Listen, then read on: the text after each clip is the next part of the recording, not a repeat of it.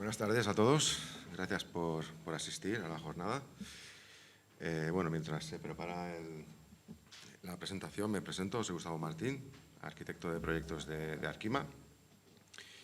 Y Arkima es una empresa constructora, una fábrica, que hacemos construcción industrializada y la hacemos con entramado ligero de madera.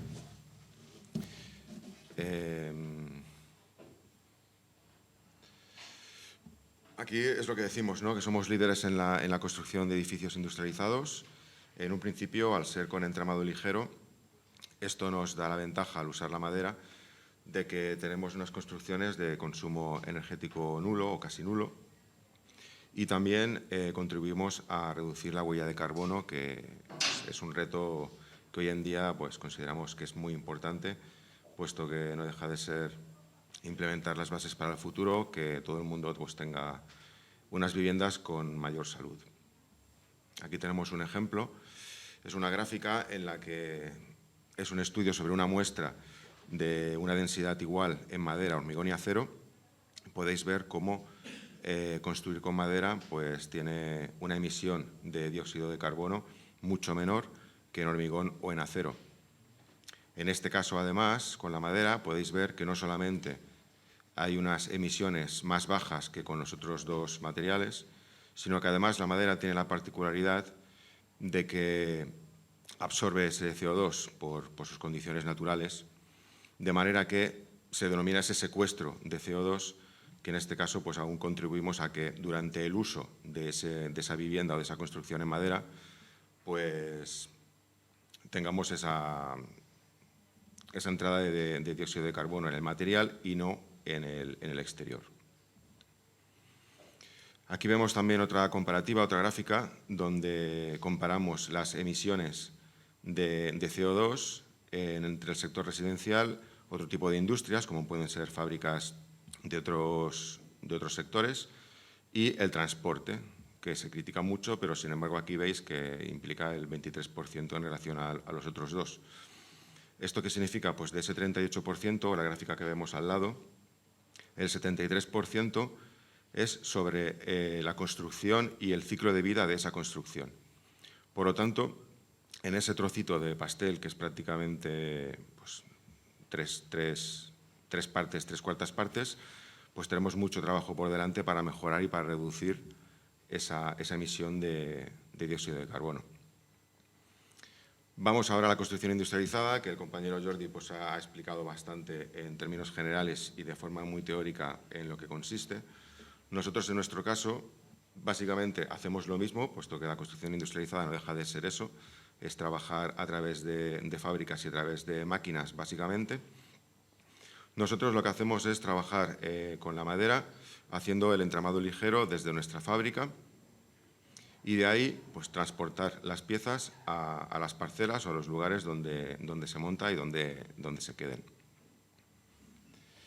Pero esto no significa que lo hayamos hecho desde ahora o desde los años que lleva la empresa o que sea algo reciente. Si nos vamos un poquito atrás, en concreto al siglo XIX, como es esta foto que veis aquí, aquí en América las comunidades de las ciudades se hacían sus propios edificios a nivel social, y aquí ya podemos hablar o ya podemos ver que se utilizaban vigas de madera con unos formatos seriados.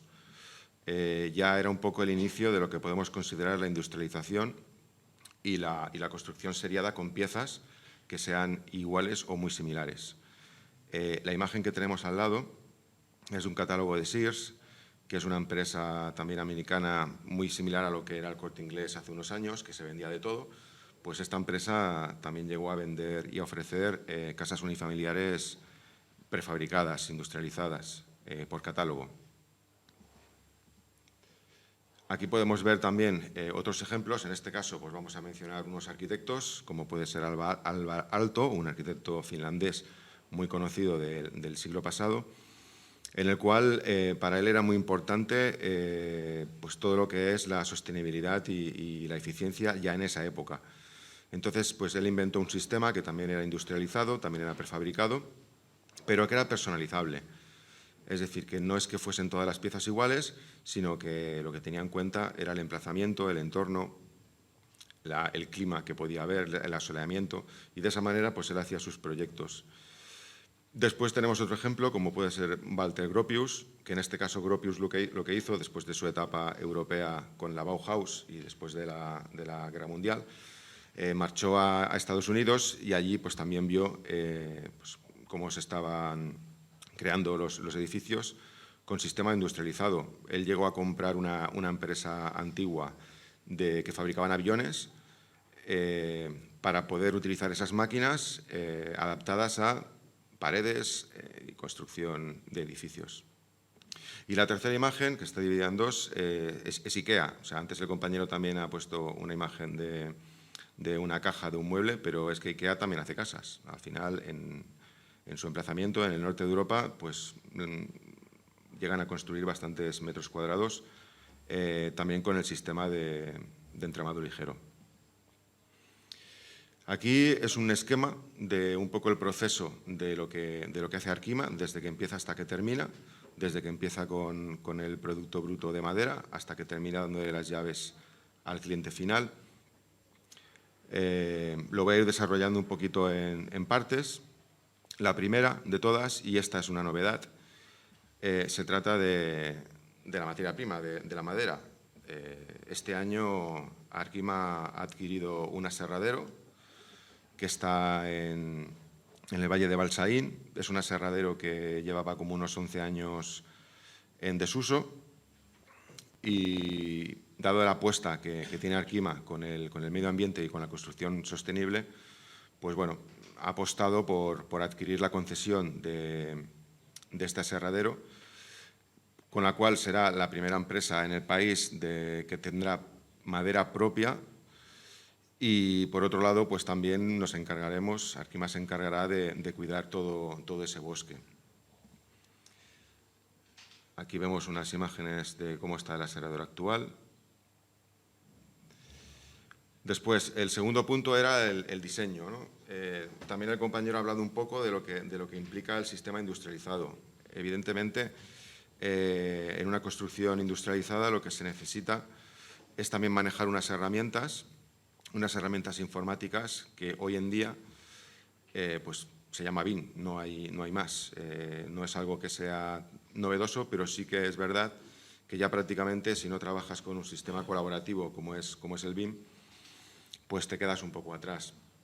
Igualmente también, en nuestro caso, utilizar esta metodología, este software, hace que parte de los compañeros que tenemos en nuestra empresa, en nuestra fábrica, transformen lo que son los proyectos pues, de otros compañeros externos, proyectos nuestros propios, los transformen al lenguaje que entienden las máquinas.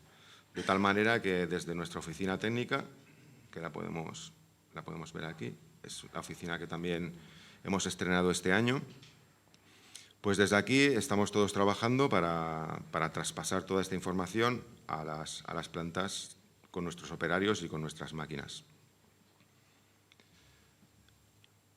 Podemos ver aquí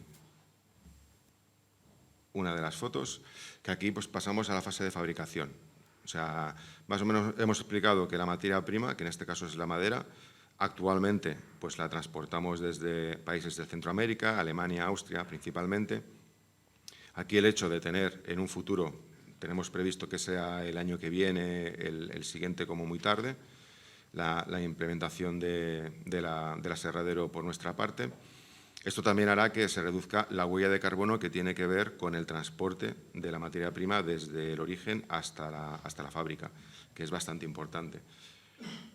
Entonces, dicho esto, y una vez que tenemos el proyecto, hemos transformado el lenguaje del proyecto al lenguaje de las máquinas, pasa a esta zona donde veis en la foto, que es donde tenemos la máquina de control numérico, donde tenemos las mesas de trabajo, donde se voltean las paredes para poner las diferentes capas y las diferentes caras, y de aquí con el puente grúa pues lo cargamos, o bien lo estocamos o bien lo cargamos al camión de camino a la obra, al emplazamiento que sea. Aquí tenemos otras fotos de un poquito más de detalle donde podéis ver las diferentes máquinas, cómo trabajan los compañeros. También ventajas sobre este sistema o sobre la construcción industrializada. Está claro, estamos trabajando en un entorno cubierto donde la climatología adversa pues nunca influye de manera negativa, puesto que estamos siempre en las mismas condiciones.